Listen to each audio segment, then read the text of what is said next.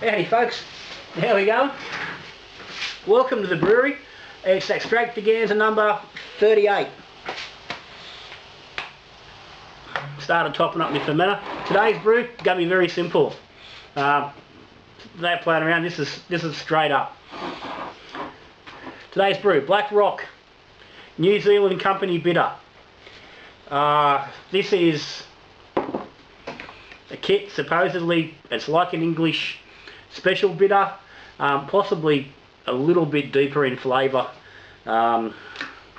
Supposedly a bit of a traditional old New Zealand style, much like Australia when they started out, was a lot of British style, because that's what was driving the brewing, and just changed around a little bit for the different conditions, and also the ingredients.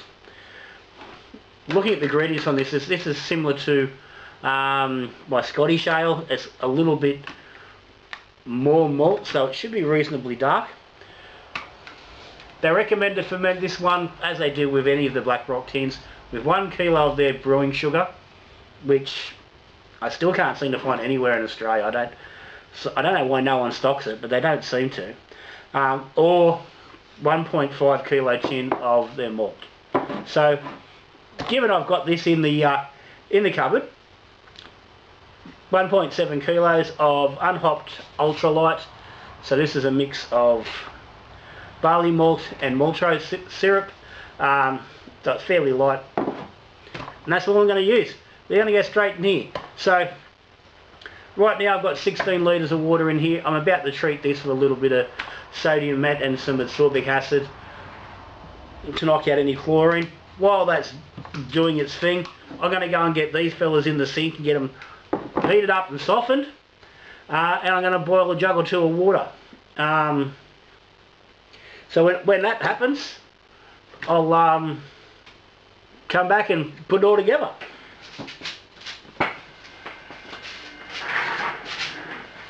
Righto, tins are softened. Got me big 5 litre jug here. Got me boiled water. A little bit extra here, not much. Top this up to about 18, because I was worried I was going to have too much here by the time I rinse out the tins, but I should be fine.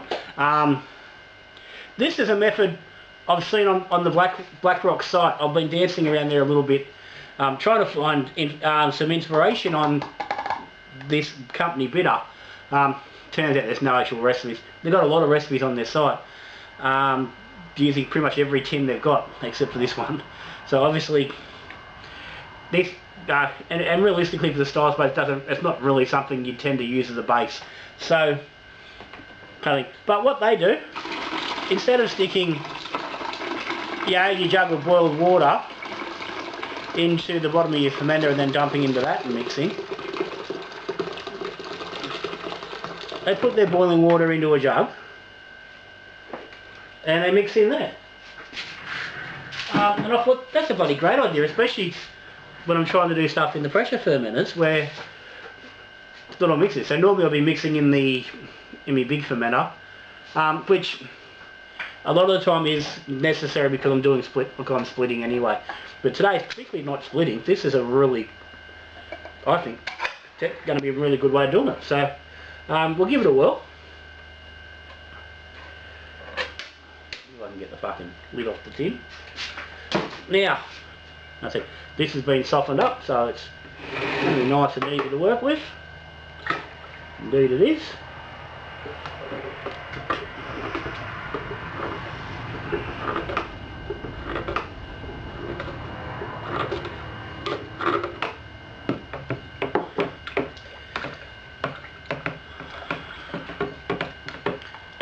That mixes in pretty easy.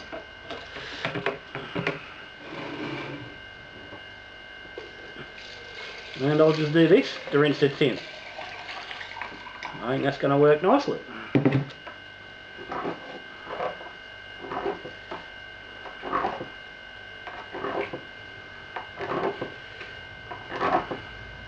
Yep, so this fella's going to go in the fermenter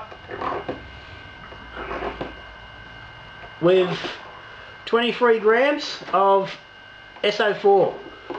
Comes courtesy of good old mate, my mate, your mate, Kevy Bristol at the hopping mechanism. He doesn't just do hops, does yeast as well. Got a nice 100-gram bag of SO4, and it's not a yeast I use too often, but this style it really suits it, so this kind of bit. Okay, that's in there. That tin is clean. Now the ultralight.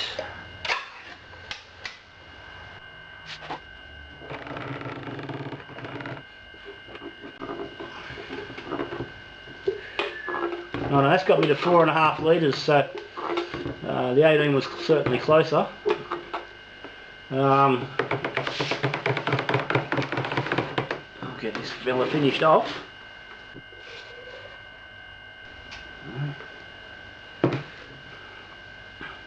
New brewery coming soon. We're going to make this process a lot easier. I'll have, well, should have water. Readily accessible. Sink. Flowing water. Right in the brewery, right where I'm brewing. So I'm looking forward to that. That's about 2 months off.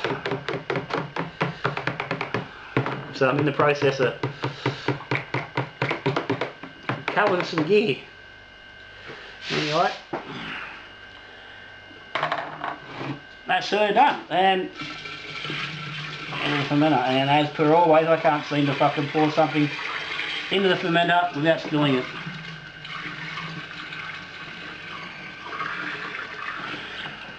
Bloody, I tell you, I'm good at it. I've got several skills, and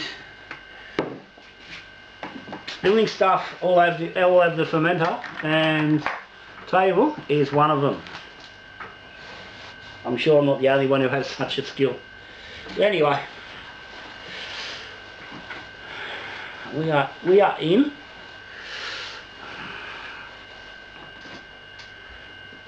So I will get this. We got a temperature there. It's sitting about 25 degrees. I'm happy enough with that. I've got to go to work soon, so bang, yeast is in. So I'm going to ferment this for 2 weeks. It'll actually be a little over 2 weeks because we're going away. So I'm just going to stick this in the fridge at 18 degrees, and it'll just sit there until I get back. So I'll update you with the gravity when we're doing the tasting very shortly, in about 2 months' time. See you then. Righto, tasting in the new environment. I'm sitting at the kitchen bench in the new house. Brewery's still not quite ready. I've got nowhere really to sit down there. Just occasionally have a beer and do a video. So this is where we're happening today. Anyway, let's get this fella poured. Now this was getting on a bit longer than I would normally get a taste in Extractaganza, and I didn't know for sure I was actually going to do this tasting or not. I was going to give Extractaganza the flick altogether at the end of last year as part of the new move, but these are still sitting there. I kegged this back on the 30th of October, so what we got? November, December, January. It's 3 months old. Close enough. It's a couple of days over. It went in the keg initially around 10-15 was my best estimate. 10-15 was the last reading I took, and that was when I went to cold crash. So that's probably about where she's finished. Gives us an ABV about 4.1% in the bottle with no actual carving added, so it's a little bit stronger than your typical sort of just home brewed extract. Only 22 litres, so that's going to put the alcohol up a little bit, but not a real lot. But that's it. I went to keg, sat in the keg for a while. I bottled off about half the batch.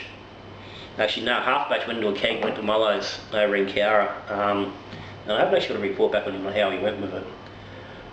And the other keg went to my place. In the end I bottled off a bit of it, so I just had to get bloody fridge space. And yeah.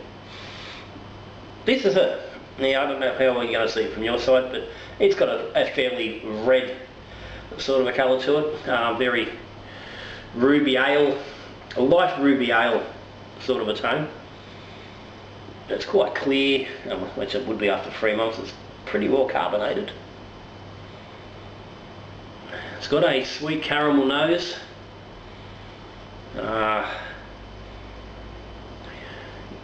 Could be that twangy note there. Let's hope not. Anyway, let's have a go at it.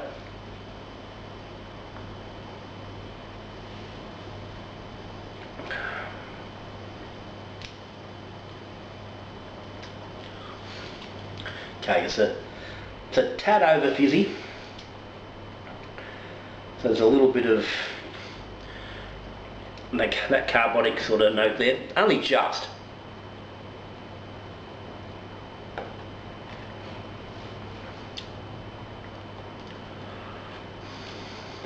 Listen, there's a sweet caramel up front, a little bit of a bready note. A little bit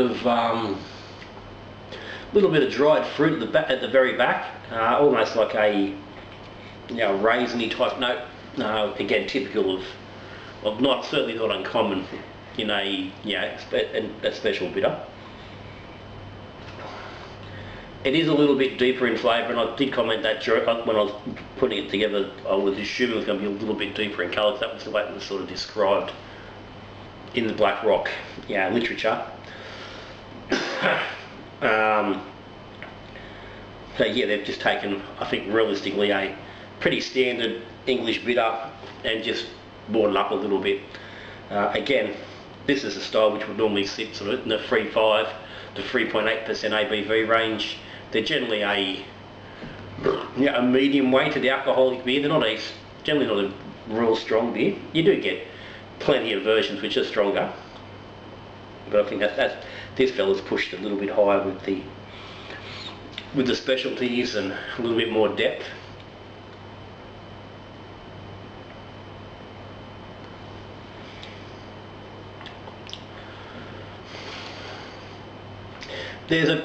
There's an underlying kitty sort of a flavour. It's quite muted, and realistically to an unpolluted palate, you might just put that down to being quite as excessively malty and sweet.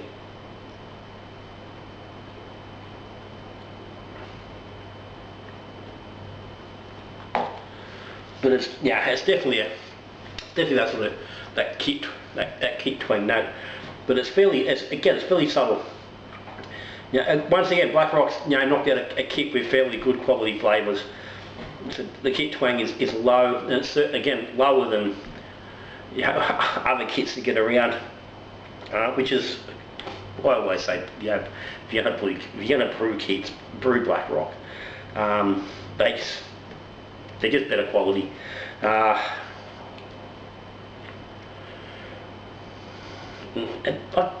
not a bad beer. If you don't want a malty, sweetish, generally a pommy style, but going a little bit harder.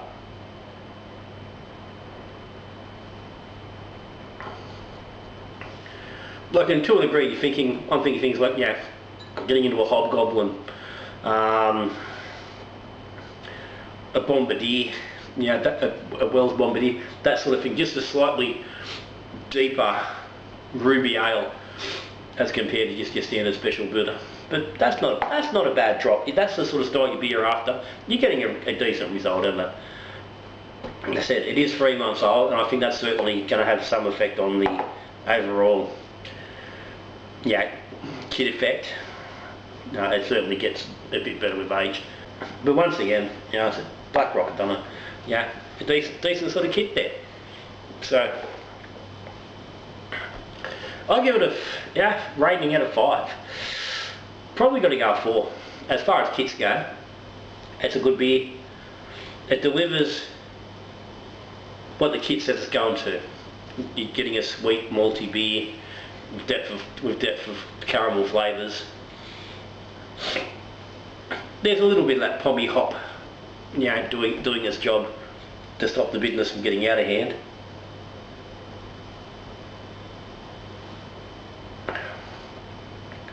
That's it. It is a 22 litres. If you want to take it to 23, pull it down just a little bit. I don't think it would hurt it.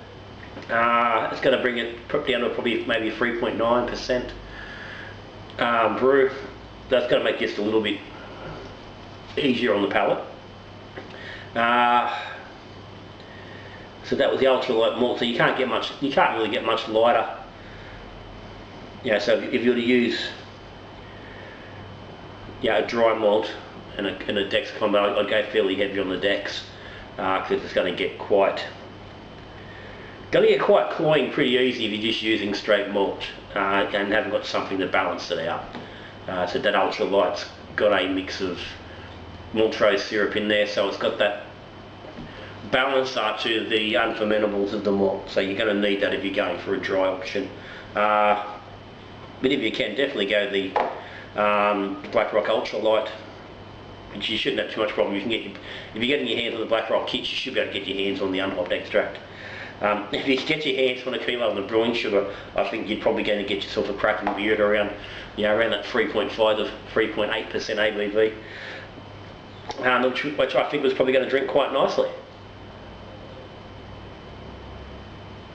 So guys, anyway, that's Extractaganza 38 done. As I said, I was thinking of pulling the plug on Extractaganza. It was pretty good. The reality is, in the cleanup, in the moving of the breweries, I do have a couple of tins still floating around, and 2 of those are the Brick Lane, the basic kits. I think there's a Pacific Ale and I think it's just a Pale Ale. Oh no, it's a draft, sorry, Gold Draft and a Pacific Ale, which I really want to do, and I wanted to do them to see how they go, really get a good fix on the Brick Road and how they do compare to, yeah, particularly these guys. They are becoming a little bit more readily available. So I am going to push on a little bit longer with this Extractaganza. Certainly won't be doing it to the level that I have been. It's going to get cut back a hell of a lot. I'm down to 1 ferment for each, so it's going to get squeezed in. So it's not going to be an easy thing to achieve. So it could be way off before it happens. So if you are an extract brewer at home, you're watching,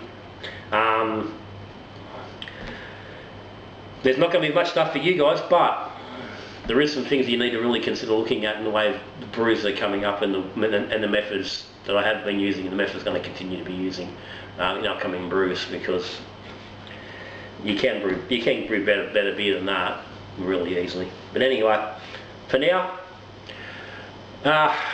if you subscribe to the channel, thank you very much. If you aren't subscribed, hit the button down below. Patreons, thank you very much for your support. The guys are always there. I was closing Patreon. I've decided to let it run. So if you're interested, there is a link down the bottom. And if you like the video, give me a thumbs up. But other than that, till I see you in the next video, and we brewing beer, drinking beer, talking beer. Good brewing.